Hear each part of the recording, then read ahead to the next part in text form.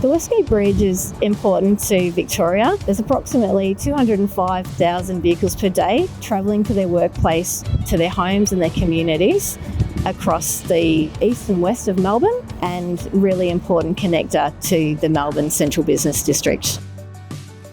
During the Christmas breaks, starting from Boxing Day to the 4th of January, we usually take the waterproof membrane replacement works, which includes replacing the asphalt. We do it over a very short period of time. We do the work 24/7 to ensure we can reopen the bridge to the traffic as soon as possible.